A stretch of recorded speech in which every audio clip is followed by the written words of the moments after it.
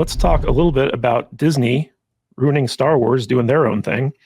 There was a big article that came out in the Hollywood Reporter this past week that basically asked the question, is Disney bad at Star Wars? An analysis. Yes. This is probably one of the crappiest analysis I've ever read in my entire life, because basically they just walk through like every single movie and TV show that Disney has done that has to do with Star Wars and talked about how great they were.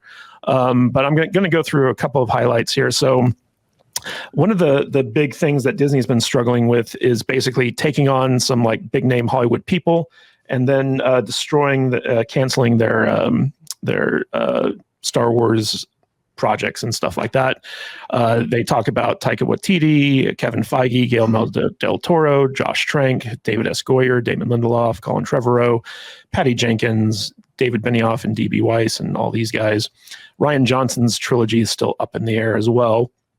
But then we also have the toxic fans, the racists, and basically they talk about Obi-Wan Kenobi, where it was a winner in the ratings. It opened to 1.3 billion minutes of viewing, according to Nielsen, even bigger than The Mandalorian Season 3's opening, and concluded with a strong 860 million for its finale. Obi-Wan Kenobi was a limited series, however, and there are no current plans for more episodes, even though we've heard rumors of a Season 2. Then they talk about The Acolyte, which received largely positive critical reviews, 78% on Rotten Tomatoes, and sparked a raging culture war battle that once again exposed the ugly side of online fandom.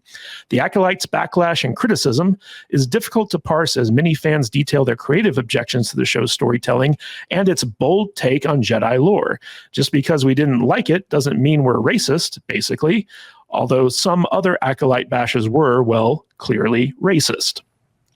The Acolytes, so basically they're just calling the fans who didn't like it racist. Right. The Acolytes' premiere ratings were the lowest to date of a live-action Star Wars series launch. Then the show's ratings sunk further, with The Acolyte dropping out of the Nielsen's top 10 entirely for several weeks, not typical for a Star Wars show. It was impossible for Disney to spin this one as a concluded story. The season ended on a cliffhanger, but The Acolyte is not getting a season 2. The cancellation has been portrayed by some defenders as baffling, even conspiratorial, but the show's ratings, trend, and reception point to a pragmatic decision on the studio's part. Even the Acolyte haters should give a show credit. They're talking about the Skeleton Crew for a story that's far removed from the Star Wars saga. How do you make Star Wars feel fresh and new while still feeling like Star Wars and not like, say, Rebel Moon? You don't need to make Star Wars fresh and new. You just need to make it good. What about Disney Plus subscriptions? They talk about how Disney Plus is doing pretty good subscriptions. They kind of call out Kathleen Kennedy here, but they say Lucasfilm president Kathleen Kennedy, who has produced some of the most beloved and iconic movies in cinema history, in addition to successfully relaunching Star Wars in cinemas with Force Awakens and trailblazing into TV with The Mandalorian, has overseen the Star Wars franchise since 2012. Any mention of Kennedy amid a look at the Star Wars track record cannot be separated from the fact that she has been the target of hateful and ugly fandom attacks. South Park also piled on by mocking her in a recent episode. And then they talk about the failure of Galactic Star Cruiser, which cost over $1 billion and basically got shut down because it wasn't making any money. And then this is the conclusion of the analysis, right? Is Disney bad at Star Wars? On balance, no. But here's another question. Could Disney be better at Star Wars? Clearly, yes. So this is a really big piece of shit article that I had to read through and get these highlights out of. But I want to open it up to the panel, because we all know, we've been saying for years, Disney's really bad at Star Wars. In fact, it's so bad that they've basically, tanked the franchise. And there's actually a part in this article where they talk about how, the only sign of a damaged franchise is that people are apathetic and don't care about it anymore. And I'm like, Mr. Butters, you're right there. You literally changed your name. Yeah, because you were such a Star Wars fan, but now you're just apathetic to it. So you're moving on. What's your take on this article? This article I actually found, I actually kind of thought it was an article you would have written and but changed it up a little bit. And back in your comrade Russian literature. My Russian collusion days? Yeah. Yes, back in those days. That's kind of what I kind of felt. This thing, it was an interesting read for me, because basically everything he said, he was correct about. There's been, Star Wars sucks now. The guy had no problem talking about how many failures there have been in Star Wars. He came up with, The Mandalorian was okay, Rogue One was okay, at least the first 2 seasons of Mandalorian. And the cartoons are mostly accepted as being pretty decent, and that's fairly accurate. And everything else is bad. And that's kind of what I got out of the article. But it's okay if he says it because he's not a toxic YouTuber crazy person like we all are. So it's basically what I got was it's okay for people like him to say these things, but it's not okay for people like us to say these things. And other than that, I thought he was kind of right. At least there's people on the other side of the fence here that are realizing that Disney Star Wars is not good. And and yeah, he's right. Apathy. That's where I'm at. I don't. It's just, if something comes out, I'll probably watch it, and I hope it's good. But if nothing ever came out again, I wouldn't give a shit ever. I actually strongly disagree with you, Mr. Butters, because his take on Star Wars is actually far rosier than what it actually is. And any criticism that he lists in this article is pointed towards the toxic minority of fan bases. That's basically what I said. Okay. Well, you said that he was right in his assessment. But Brian, from the podcast, what's your take of this? Is Disney bad at Star Wars? Is this article correct? Yeah, Disney's bad at Star Wars, but so is Kathleen Kennedy. Mm-hmm. Like, everyone involved with Star Wars right now, if their name isn't Favreau, is pretty bad at Star Wars. And I would argue that Favreau doesn't really care for it so much, for anything that doesn't involve his own project. So, the problem with Star Wars right now, and you're totally right, is apathy. Mm-hmm. There are fans of a franchise that love it, fans of a franchise that love it so much that they hate it. And then there is the third group of people that have grown to hate something to the point where they no longer care about it. And that's where I'm at. So I used to love Star Wars. I have the original tapes. I have the original laser discs. I have lightsabers and mugs and all that stuff, dude. I got a bathrobe that looks like a Jedi temple, Jedi robe.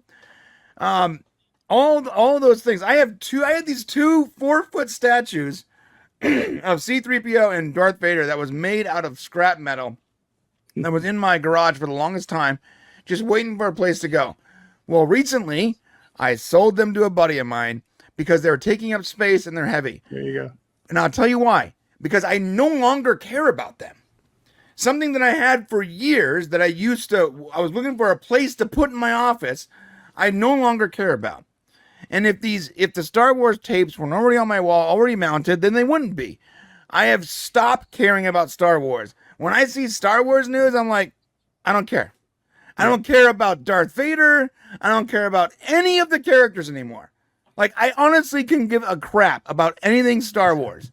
Every time I see a Star Wars news, I move on. Every time I see a Star Wars clip or a YouTube video, I move on. I'm so bored and so over the entire franchise that I want nothing to do with it.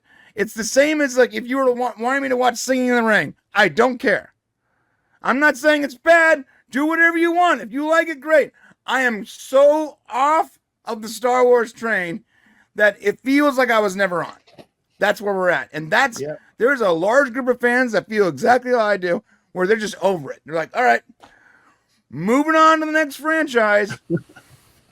Brian, you mentioned Jon Favreau, and there's actually a funny part in this article that I want to highlight for you, where they're talking about, some of the upcoming shows that they announced, that some of which haven't survived. And there's a part here where it says Rangers of the New Republic was scrapped for reasons. And that's all they mention why that was scrapped. With a link back to the Gina Carano article. Yeah. But I just find it funny that the author of this article was like, oh, it was for reasons. And then he just moves on. Yeah. This guy, he was trying so hard to not offend anybody on the Hollywood side of the aisle here. He's just trying to point out, it's like, hey man, Disney needs some help. They don't make good Star Wars. You know, maybe they need to start making some good Star Wars. And like I said earlier, he just listed the same things that we do of what we think is good and what we think is bad. And there's 4 good things and 15 bad. And, you know, the track record speaks for itself. And it's Kathleen Kennedy's fault. So, Mr. Philip Chan, it seems like what he's actually doing here in this article is he's trying to frame Star Wars as such a challenge to get right. Like he basically says, like, how do you make Star Wars feel fresh and new while still feeling like Star Wars and not like something like Rebel Moon, which was Zack Snyder's famous take on like the Star Wars he wanted to make. So what's your take on that? Is Star Wars hard to make? Is it hard to make good Star Wars? I would say it's hard for them to make Asians cool in Star Wars. It's like, first and foremost, you got Kelly Marie Tran, who's already a terrible driver, runs into a black guy trying to save him. So what the hell are you doing? Cringed ass kiss, and then you put in you finally put in Donnie Yen, a person who knows martial arts. You know, let's nerf him because he's too cool. Let's make him blind. I'm like, what the hell are you doing? And then they bring in Osha, I love you, Osha. It's like, dude, shut up. And then they bring in the Filipino guy who's like, you know, like Soul and Manny Jacinto. I think they were definitely underutilized. I think that it sucks for them. But then he's like, oh, hey, Osha, you want to, you know, Mayor Osha, you want to touch my lumpia? Dude, just make good stuff. And the thing is that whenever they have an Asian person in it, you know, it's like, you got to stop the Asian hate, all right? They don't care about Chinese people, Asian people, or whatever. And if they did that, it will be a little bit better. But in all seriousness, I think they just don't care. What about Nien Nunb in Return of the Jedi? He's kind of Asian-esque, right?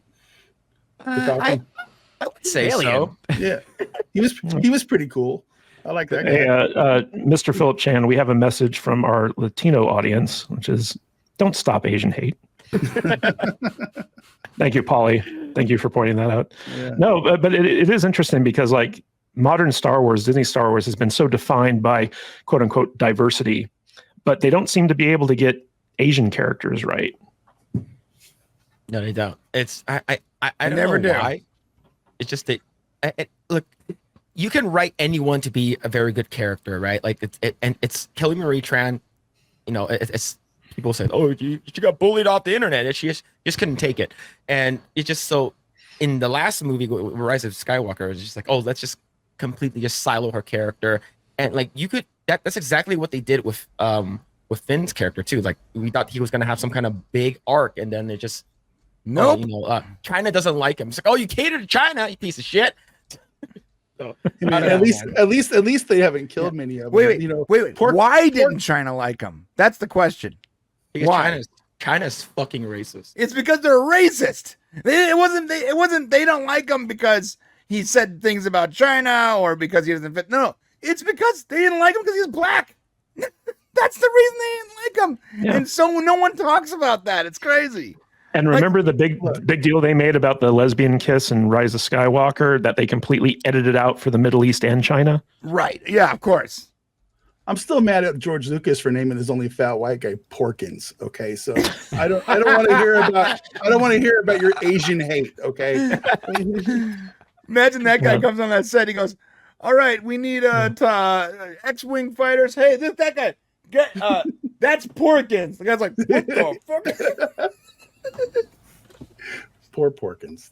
And you're skinny. The guy's like, and then they made him Wedge's gay lover. That's what Disney did with him. So, God, Disney is the worst. Like they have totally ruined something that I love so much.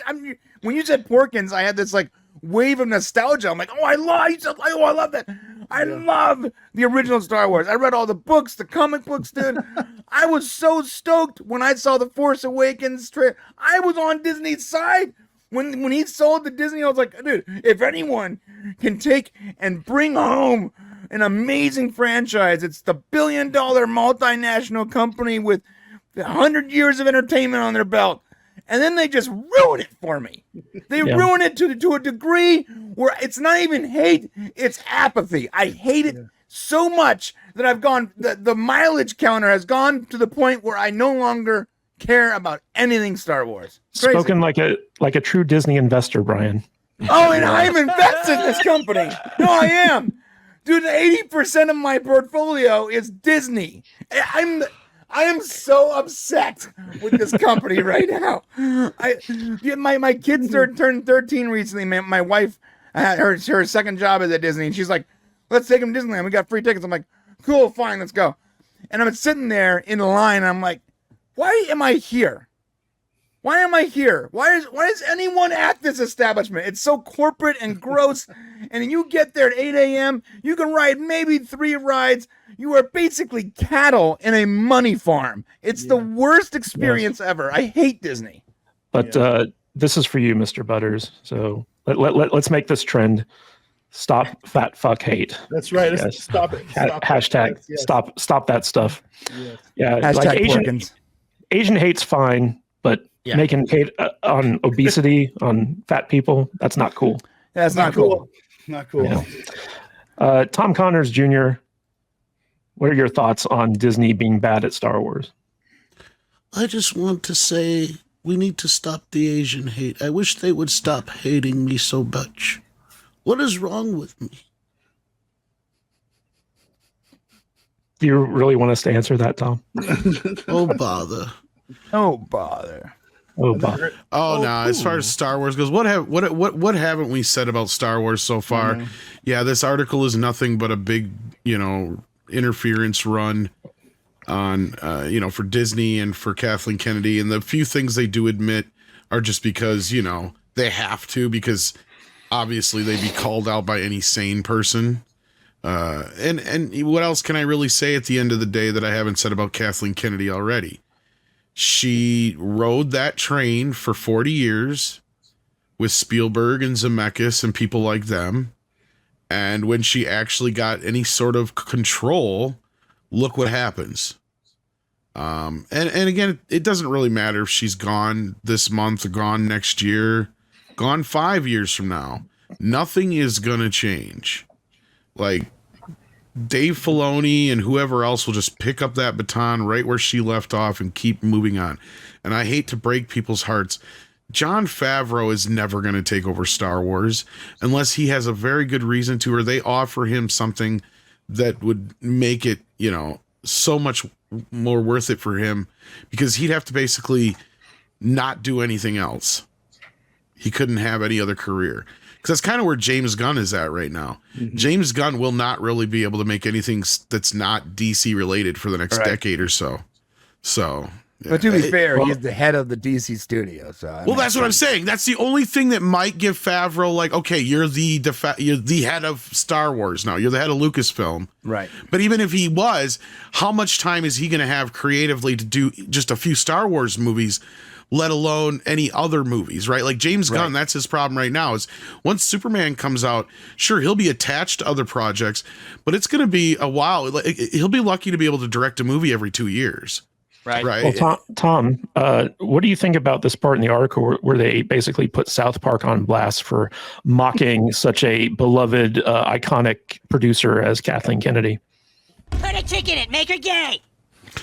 Well, I mean, they were one of the first mainstream people to call him out. I mean, we all were doing it well in advance, but I think that's why we cheered, because it's like, finally, somebody else is acknowledging it besides us, And who better than the court jesters of the world? Yeah. Odin, one of the interesting things about this article is basically this is an article that defends Disney's take on Star Wars. Like, they go through each and every Disney produced Star Wars movie and TV show. They talk about the successes that it had, the challenges it faced, but they never talk about the thing that basically ruined this franchise, which was lack of vision and the injection of political propaganda that basically alienated the fan base. And when people started to complain, they were labeled as toxic. And then this article does nothing to dissuade that idea that basically Star Wars fans are terrible, awful people that just don't understand what Disney and Kathleen Kennedy are trying to do. What's your take on whether or not Disney is bad at Star Wars? I mean, I think the proof is in the pudding at this point, right? If we just look at the movies for a second, let's see how those films did down the line, financially speaking, right? You look at Solo, a Star Wars story, right? Probably the most well-known example of how far Disney had fallen. I mean, one of the worst box office performances that we'd seen in fact, the worst performance that we'd seen for any Star Wars films. That film lost over $200 million at the box office. And then because of their vanity, because of their egos, they also ended up losing over $100 million on Rise of Skywalker, which made $1 billion at the box office. So the fact that they, especially towards the end of those films, prove that they were not able to drive out the same amount of people as they did with The Force Awakens, right? When everything was going their way, when there was a lot of excitement around Star Wars, where it was like this hopeful thing that a lot of people had, saying, oh, Star Wars is finally coming back. Okay, maybe we can finally start to get some really good stories again. And instead, we got a film, in the case of Force Awakens, which some people had called out early on that the film wasn't very good or that it wasn't leading anywhere. But there was at least something there for most people. And turns out, no, that was just destroyed completely by Rian Johnson. And then, of course, the last film, honestly, in many ways, is even worse than The Last Jedi because it's just objectively a worse movie. I mean, I think that those damage was done by Last Jedi, but Rise of Skywalker is just also a garbage film to boot. So you look at those numbers, right? The numbers do not lie there. Then you go on to the shows and look at how poorly those shows have been doing. I mean, the most recent one, The Acolyte, got canceled because it couldn't even meet the most basic of standards for what is required on Disney Plus to get a second season. I mean, this is something that very few shows, it seems, on Disney Plus seem to actually reach or seem to be able to miss out on. Right? It's almost like the Netflix effect, where Netflix oftentimes has movies or shows, sometimes even in a series, where you think, why in the world are they still making that? I can't believe anyone's actually watching it. But apparently enough people are to them to justify continuing to make it. They can't even do that for their most recent show, which they gave a lot of press to, which they gave a lot of overall endorsement of, as far as the way that it was being promoted, and rightfully because it was complete and utter garbage.